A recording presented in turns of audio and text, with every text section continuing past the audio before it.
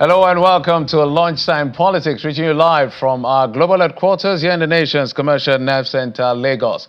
It's a show we give you all access pass to what's happening in the polity and in politics at midday. I'm Jeffrey Ozong. As always, we're looking through and combing across the country to find exactly what's important to you.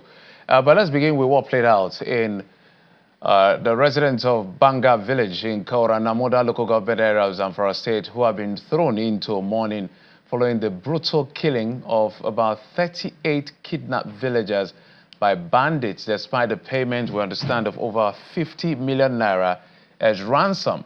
The chairman of Kaura Namoda local government area, Honorable Mana Hadera Kaura, while confirming the incident to Channels Television, said 56 persons were reportedly abducted from the village, while 18 others were later released. He added that the freed 18 victims have been admitted to a hospital for medical attention. A resident of the village, Ibrahim Banga, earlier informed Channels Television that the bandits invaded the community months ago and abducted 53 people. He explained that the kidnappers demanded 1 million naira per hostage. After several weeks of efforts, the community managed to raise and deliver the sum. Banga, however, confirmed that only 18 of the captives were eventually released. He appealed to both the federal and the Zamfara state government to urgently extend military operations to the area, which he said will help restore peace and facilitate the return of displaced persons and rescue those still held captive by these criminal elements. Meanwhile, the troops of the Nigerian army and the hybrid forces backed by intelligence support from the Department of State Services have neutralized at least 45 bandits terrorizing Iboro village in Shiroro local government area of Niger State. Security forces disclosed that the DSS, on getting intelligence that the terrorists were raiding several motorcycles and advancing to attack Iboro and neighboring villages, quickly alerted soldiers on standby. According to the sources, a gunfight ensued with the troops killing at least 45 of the terrorists and destroying the bandits' motorcycles during the gunfight. The source added that 2 members of the hybrid forces fighting alongside soldiers lost their lives, while 4 others were said to be receiving treatment for serious gunshot injuries at a public hospital in the state capital. And away from the issues around security to talk about the issues around politics in Lagos, the governor of Lagos State, Babajide Sanwo-Olu, has now sworn in 57 newly elected local government chairmen and LCDA Development Council area chairmen of the state. At the ceremony in Alausa in Ikeja, the Lagos State capital, the governor described their emergence as a call to service, selfless leadership. He asked them to use the local government autonomy wisely, as well as run a transparent government and deliver to their communities. From day one, your role and your responsibility is enormous. Everybody will be looking out for this commission. Everybody will be expecting a lot from you, because we've made all the noise for too long, for such a long time, too quick. We're always given the reasons and the excuses that it was not unbundled. That was why we couldn't make electricity available and accessible to all. Now you are the experts. With Madam having 600 pages of thesis, with all of you having PhDs and having done all of the very great things in that sector. We have no hiding place. And this is one sector that I've used to make bragging rights. Now you cannot shame me. Now you cannot give any reasons why Lagos should be in darkness. So quite frankly, it's not an enviable job, but it's a job that is cut out. But I can assure you, if you do it and you do it well, not only will your names be written in gold, Lagosians will give you the credit that you needed. All right, that's Governor Babajide Sanwo-Olu of Lagos State speaking to the new council chairmen across the 20 local government areas and 37 LCDAs. Elections were held, well, under some controversial circumstance, but some cases are in court. But the men have now been inaugurated, giving them charge as to how to, the best way he feels they can administration at a very local level to serve the people of Lagos State. Let's talk about what the governor of Nasarawa State, Abdullahi Sule, said, that the new coalition coming together under the African Democratic Congress is not a serious concern to the APC. He adds that the APC should be happy about its opposition being divided in multiple groups and that the party will continue to strive to make Nigeria better. He was speaking in our program, Politics, or Sunday Politics. If you look at the heavyweights that you are talking about, are mostly people who are leaving either SDP or PDP or the other political parties and joining into a new political party, therefore weakening the PDP or weakening the other parties. So will that be something exciting to an APC or not? I would say, instead of being concerned, we should be excited, actually, that instead of having a force in one area, they are being split into different groups. So that's the way that I look at it. If you talk about concern, to be honest with you, there has not been, and I have not had it, I know that about it, either at our APC governors meetings or even the general meetings where there are more people or the stakeholders meetings or so. It is normal to have opposition. Who are these people? When somebody we are an association of this, and therefore we recognize this. It's just normal. You'll just have somebody, who will sit down in his room, get a few people together and say, we are the Democrats youth of northern Nigeria. Therefore, we are supporting this. And then you get concerned. So how do you get concerned about that? I think as far as we are concerned, we continue to put our efforts together. The bottom line is that we do have some people, that's the one that even give me more concern. We have some of our friends from APC who were formerly CPC, for instance, who have split, and now they are joining opposition. But they are not many, there are very, very few of them. And some of them are not very much known politicians. They are professionals in what they do, and they decided to do that. So they are planning, we are planning. We're in politics. We're in this and that. We are not just sitting down watching them planning. So as they plan, we plan. And at the end of the day, the better plans will take over. So now it is as they are planning, we are planning, we keep getting more and more governors from PDP joining us. Very soon you will hear another governor joining us. You hear every day, senators that are decamping and coming back to APC. Interesting. The confidence coming in from Governor Abdullahi Sule is a member of the Governors Forum. So from his mouth to our listening ears, he said that more governors are coming to the All Progressives Congress. Apparently, he's saying the division or the multiplicity of opposition groups is even good for the All Progressives Congress. The coming days will be quite interesting as far as Nigerian politics is concerned. Let's not forget, the elections are about 2 years away. It feels like the elections are just about months away. It tells you a lot about the politics we play here. But hey, our job is to keep you updated on all of these nuances and conversation. Let's talk about some more security issues that played out in other parts of the country. The monarch of Arochukwu Kingdom in Abia State, His Eminence Eberichukwu Orji, has called on the President, Bola Tinubu, to urgently tackle the escalating insecurity and other pressing national challenges. Delivering this in his State of the Kingdom anniversary address at the first anniversary of his coronation and the 6th Aro National Conference in Arochukwu, the monarch also serves as the pioneer publicity secretary of the Southern Nigeria Traditional Rulers Council, lamented the worsening security situation across the country in his view.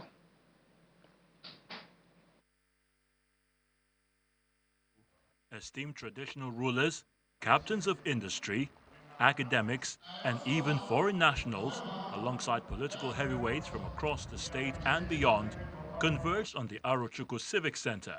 They gathered for 4 days of strategic engagement, merrymaking, and heartfelt thanksgiving, celebrating a year of peace and remarkable development.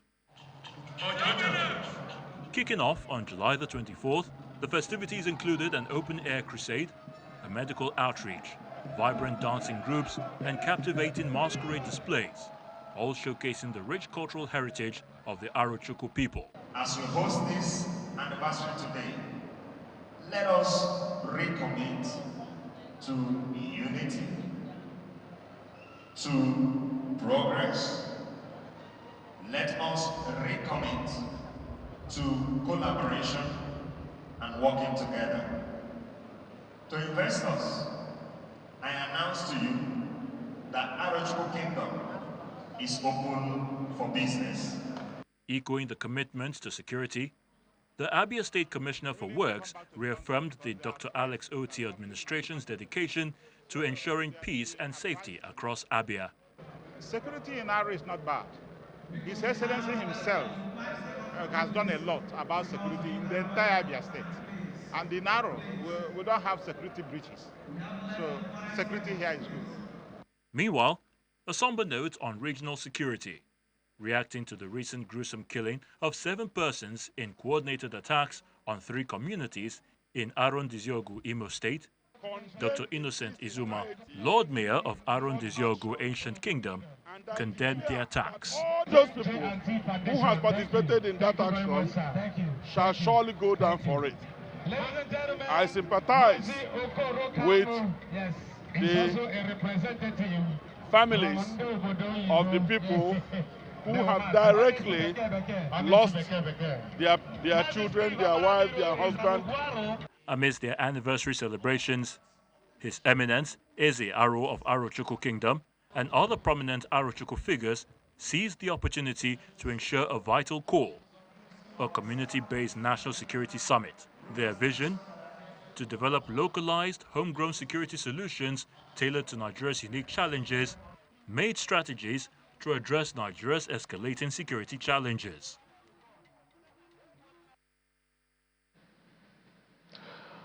All right, we'll take a quick break. When we come back, we'll talk about the rule of law, but especially these issues around the laws and multiple interpretation with our guests. Join us again in just a moment. We'll be right back.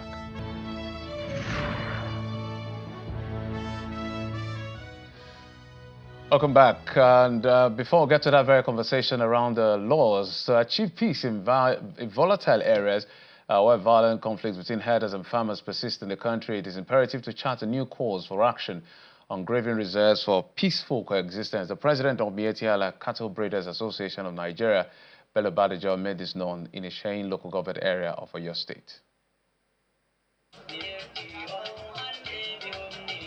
As part of efforts to enthrone peace, the Miyetti Allah leadership is in the Shein local government area of Oyo State, where they asked the Fulani people to live and trade within the ambit of the law for peaceful coexistence with host communities.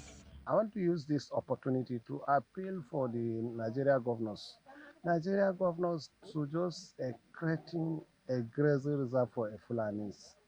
Fulanis people, almost all the cows we are using in this country now, 99.9, all is individual cattle from the Fulanis.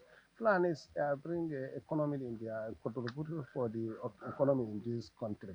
To chart a sustainable pathway, Nigeria must adopt a people-centered approach grounded in equity, justice, and long-term planning. Revitalizing and protecting grazing reserves, stock routes, water access points is essential. Many of these spaces were gadgeted decades ago and only require rehabilitation and basic infrastructure to become functional again. The president of the association appealed to governors to key into available policies in the livestock development sector to create opportunities for pastoralists. While ranching has been proposed as a solution, it must be approached with caution. Large-scale ranches are expensive, require significant infrastructure, and often exclude nomadic herders. Instead, government and private actors should support community-based ranching and grazing clusters models that allow for gradual transition and local ownership. Legal protection for pastoralists must be upheld. Land tenure rights must be clarified and enforced. And anti-grazing laws must be harmonized with federal principles to ensure that they do not criminalize livelihood or provoke further conflict. The association has also called for the adoption of practical models of ranching that will protect farmers in host communities and pastoralists who graze in such communities. Bukola Uriowo, Channel Television News.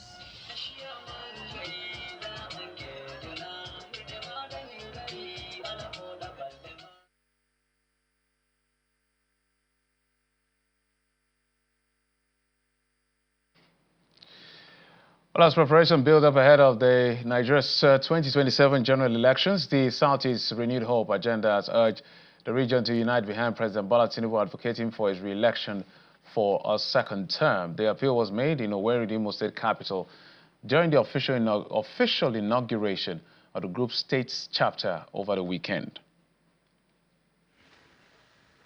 It's a colorful scene in a way, as the Southeast Renewed Hope Agenda officially inaugurates its Imo State chapter, reaffirming its mission to rally support for President Bola Tinubu's 2027 re-election bid. Members drawn from all the 27 local government areas converge on the state capital, showcasing strong grassroots mobilization. Group leaders outlined the purpose of the gathering, highlighting key achievements of the Tinubu administration, particularly those impacting the Southeast region. Many prominent Igbo sons and daughters have been appointed into federal boards, parastatals, policy drafting committees, and the ministerial role, signaling efforts towards national inclusion and integration. The Southeast Investment Company was recently launched by the president with a capital of 150 billion naira.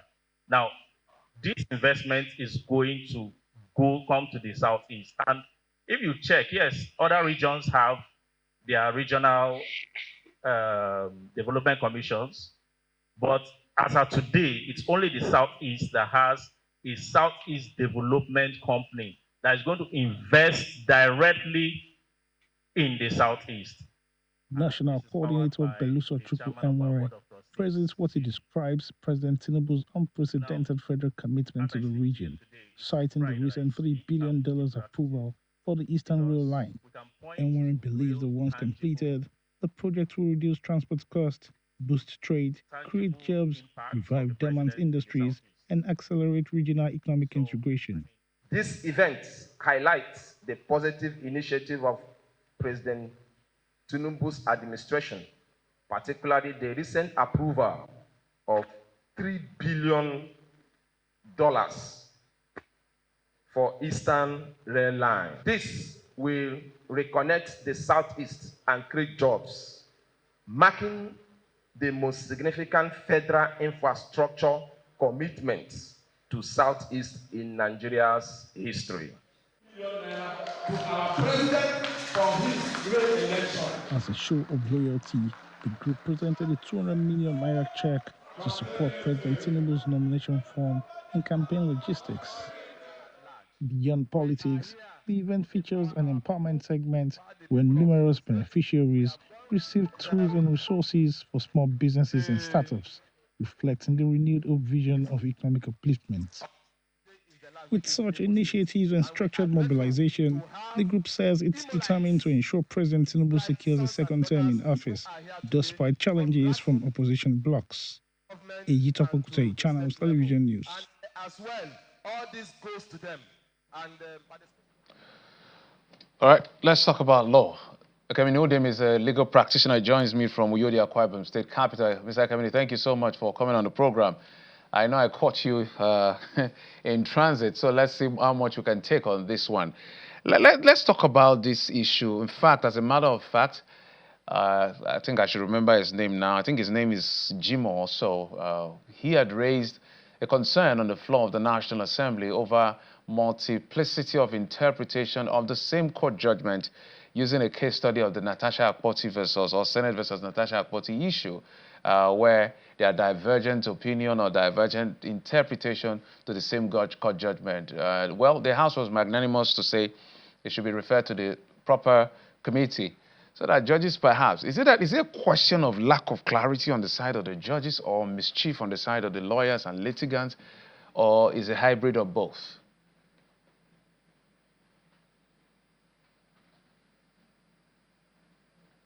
Mr. Akamini, if you can help us unmute your device.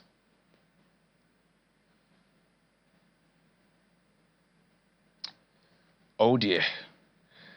All right, Mr. Akamini, I just wanted your take on this multiple interpretation to same court judgment. So I did ask, lack of clarity or ambiguity on the part of the bench, or mischief, or lack of understanding on the part of the litigants and lawyers, or is a hybrid of both? Kindly unmute your device, please.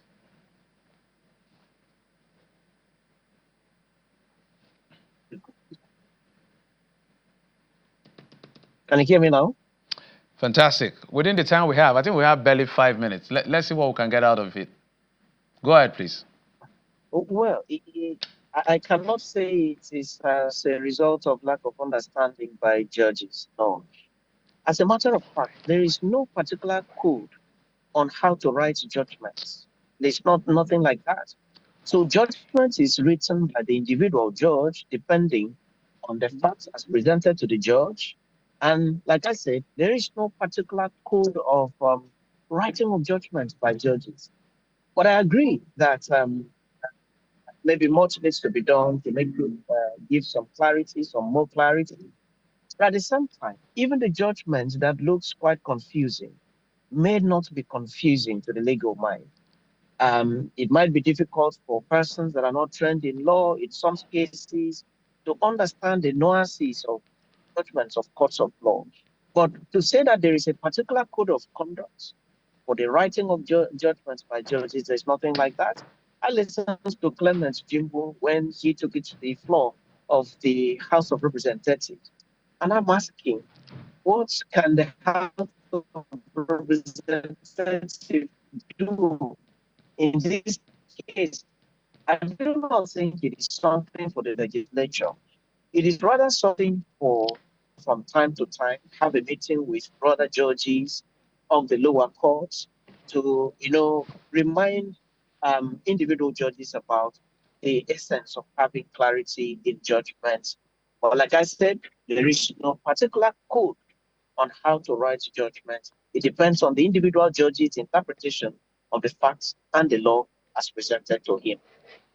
In this particular instance of Natasha, for instance, though it's not, we're just talking broadly, but since she's the most recent one, on one hand, I read the enrolled order, and I saw that there was a clear direction, some were obiter dictum, but some are saying whatever statement comes out from the judge, according to Section 287, it stands as maybe some directive. What do you make of that layman's understanding? Well, it's as a result of a twisting of the interpretation of the principles of law on ratio decidendi and obiter dictum by those that have done that twisting in the last couple of days. A recommendation remains a recommendation. And I think that our colleagues, with due respect, should put it out there.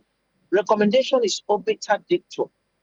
Nobody has ever enforced obiter dictum in this country from 1960 till today. Several judgments have been decided. Cases have been decided by courts of law up to the Supreme Court. Obiter dictum, recommendation, they remain what they are.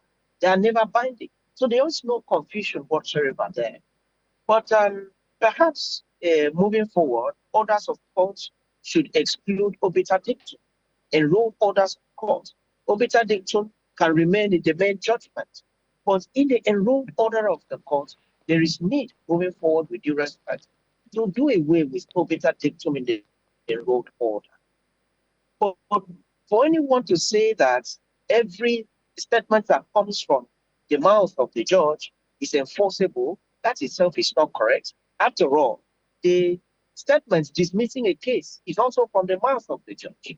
Can anybody say that when a case is dismissed, it becomes enforceable? It cannot say so. So obiter dictum recommendation is in the realm of obiter dictum. Obiter dictum cannot be enforced. No obiter dictum has been enforced in this country from independence in 1960 till this day. And so if anybody wants obiter dictum to be enforced, that would be asking for invention of the wheel in the court of law. And I don't think that is something that the courts of law will be ready to entertain right now to the extent of implementing recommendations. In closing, what is the best way if there is lack of clarity on recipients of judgment, whether you lost or you won, or whatever it is, in terms of ambiguity? What is the right thing to do in case where we have all this multiplicity of interpretation? Is it an appeal? Are you going to get back to the judges to be a bit more clearer? How does it work in the court system? Well, it's for sincerity on the part of both parties to a matter. If I lose, I should be bold enough to say out there that I have lost this case. If I have won, I should also be magnanimous in my victory. I say, well, I have won this case. Sometimes you win not because you were the best, but just because that's what the law says should be done at that instant. A situation where someone loses a case and then comes out to say that he has won the case, that is the beginning of misinterpretation of judgments of courts. So I think that my colleagues should also assist the justice system. When I lose, I should be able to come out and say, I did my best, but I lost the case. The twisting starts with when I lose, I come to the press and say, no, I have not lost. I have won. Judge decided in my favor, whereas in truth, I have lost. So I think it calls for my colleagues in the profession to be, you just come out straight and say the way it is. And also, perhaps there is need for the justice system to have a meeting once again, to look at these disturbing issue and, just a refresher course for, judges from the lowest court, in the land, moving up, just a refresher course. I think that will also have a way of addressing these issues. Thank you so much, Mr. Kaminudim, for coming through. We appreciate your interpretation of all of this. Kaminudim is a legal practitioner joining us virtually. Thank you, sir. That's it on the program. Thanks for your time and company. I'm Jeffrey Uzonga. Bye-bye.